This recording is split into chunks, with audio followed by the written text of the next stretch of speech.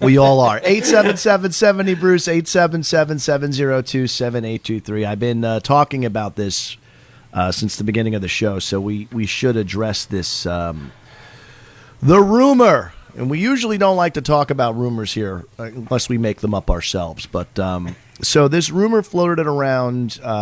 It's off of a industry source called hitsdailydouble.com, and basically, it's a rumor saying the title is Boss Moving Big Tour to 23. I'll read it quick because it's about a paragraph. Word has it that Bruce Springsteen intends to move his planned tour with the E Street Band, including a rumored desert trip headlining spot from 2022 to 2023. Nothing official.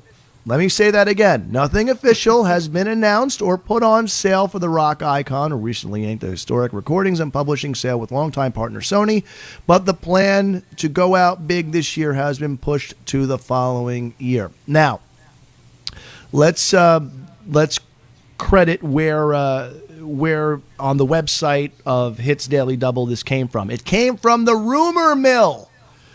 So that's number one. Number two, as Steve Van Zandt posted on Twitter the other day, which I'll read, there was never a tour officially announced and therefore no need for it to be canceled, which is true. Nothing was ever announced. There were no tour dates released. So you can't cancel something that didn't happen. That isn't scheduled, right. Right. So that's it in a nutshell. You know, obviously, if there is a press release that comes out from Springsteen management, we will have it, and we will give you that news as soon as it happens. But that's where we are right now. And I know a lot of people, and I've had people reach out to me that, what's the plan for this year? And I understand that, when Bruce goes on tour, people kind of plan their lives around that for the year, I get it. I do get it. But there was nothing. Die yet? There was nothing officially announced, so you can't. Nothing's been canceled because nothing existed. It's just been a long-standing rumor that there was going to be a tour this year. I was hoping for it. Everybody on this radio show was hoping for it as well, and we were all sort of, in our own minds, hoping this would be the case. But no, there's until something is officially announced. That's just the way it is. And that's that. And, hopefully at some point in time, we will get a Bruce Springsteen tour. And then we'll all wait for that press release, or whenever that announcement happens, it happens. And when it does, it does. And when it doesn't, it doesn't. And that's it. We just have to go on with our lives. And that's really the be all to end all when it comes to this. And you can be mad. You can be disappointed. I understand that. I am, I am too if it doesn't happen this year. We all want to see a tour. I can understand disappointed more than I can understand mad. I agree. How can we be mad? Right. You can't be mad, but disappointed. Yeah, of course, but let's also be adults about this whole thing. You know what I mean? Like, if you've been pushing off a surgery because you're worrying about tour dates, take care of the gallbladder. Okay. I mean, I don't know what to tell you. Yeah. No, here's the thing. Get closer, Greg. If you're mad, listen to 2:45 a couple more times, and you won't be anymore. Okay. And then I don't know what to tell you if you're mad. I mean, if you're mad, you're mad. But I mean, that's on you. But disappointment, I can understand, as you said. Also, my view is this guy's brought me enough joy in my life to last me 100 lifetimes, and as far as I'm concerned, he can do whatever he wants to do, including a tour, not doing a tour, whatever he wants to do is okay by me. Whatever makes him happy and his family happy, and that's up to him and the people that he works with. None of whom are getting younger, so there's the safety factors involved, and these are difficult times, obviously, and everybody is wants life to go back to normal as quickly as possible, but that's not, easily done at this point. And as I said, whatever Bruce wants to do, Bruce should do it. Agreed. There's a lot that goes on in the process of putting a tour together. A lot more than most people realize. And, the amount of staff, first of all, the E Street Band, it's a pretty big band to start off with that, okay? You have all the band members there. Then you have all the staff, the crew that travel with the band. You have the individual arenas and stadiums. There's just a lot of moving parts that are involved in a tour. And, if for whatever reason, be it, a global pandemic, sometimes, these things are tough to organize and put together. Now, I don't know what the reasonings behind something that is or is not happening. Again, we don't know. This is a rumor.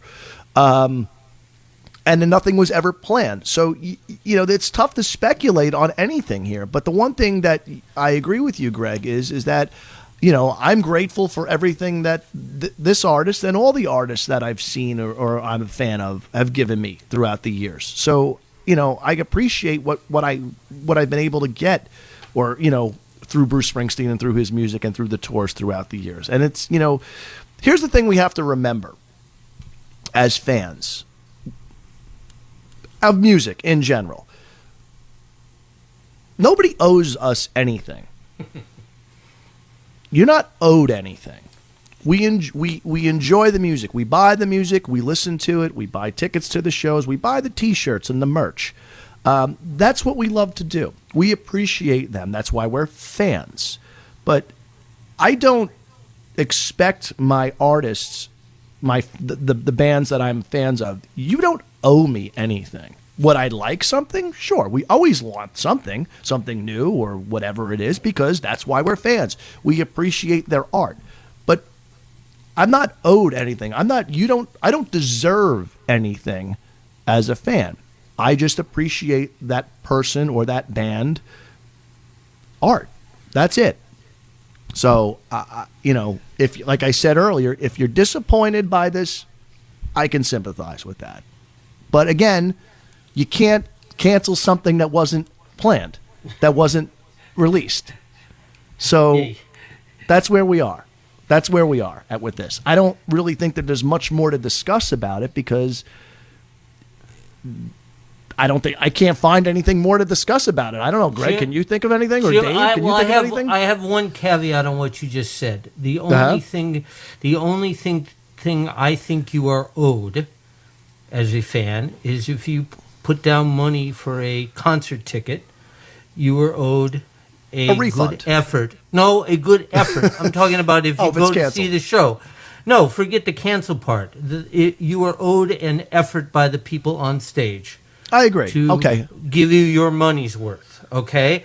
And if they don't, then maybe you don't go see them the next time they're in town. Right. And the same thing you're owed, if you purchase a recording, you're owed something that you feel is of the quality of what you paid for it, but you're not owed more than that. And you're certainly not owed a bunch of people in their 60s and 70s risking their lives because you haven't seen them play live in X amount of years, Right. I agree. And regardless of, because I've been seeing this all over the social media pages, well, this band did it and that band, well, that's fine. But that's an individual choice at this point, and that's where we are, and it's funny. I mentioned to you, Greg, before the show. There's also I lost the. Never mind. I was going to say the Super Bowl halftime show, which could be postponed as well because the Super Bowl could be moved to another place. I mean, it's a tough risk to put things together. Dr. Dre is. Spent over $1 million out of his own pocket to put together the halftime show at the Super Bowl. It has Eminem, Snoop Dogg, Kendrick Lamar, Mary J. Blige. and he's fronting the money to pull this thing off, and it's over a few $1 million. Now, Dr. Dre and concerts and tours have insurance, and so he has an event cancellation insurance to cover any like calamities that might happen that might derail the halftime show, except COVID. So there's a provision in the insurance policy that's called communicable disease exemption. And it's been around for years, since like SARS. But COVID is part of the communicable disease exemption, which means the insurance policy will not cover Dr. Dre's losses if the show is 86th. So there's a lot of complicated things that go on in putting a tour together, much less a one-off performance in February, in the Super Bowl in Los Angeles, which might get moved. If it happens, they might say move it to Dallas or someplace like that. So, yeah, they actually have a contingency venue, which, I've been paying attention to the Super Bowl since the very first one, and they've never had a backup location before. No. At least not announced, and this year they do. So that should tell you what's going on, and exactly. So, and I don't even think it's about, I'm not worried about Dr. Dre, losing his $1 million. I'm not either. But by the same token, he's got Beats money. Yeah,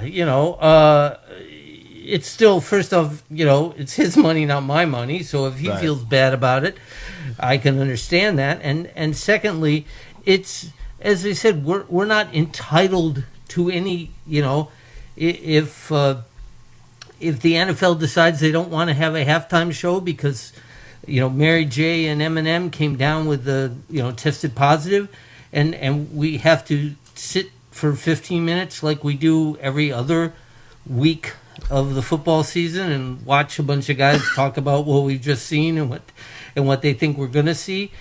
Fine, like you said, be grown-ups, Mm-hmm. Yeah, and exactly. The same thing, there are times that performers retire, or they say, we don't want to tour anymore, or we don't want to, whatever. Right. And I don't think Bruce is anywhere near that stage, but I can also understand him if he chooses to proceed with an abundance of caution. I don't blame him. Right. Exactly. 877-70 Bruce 877-702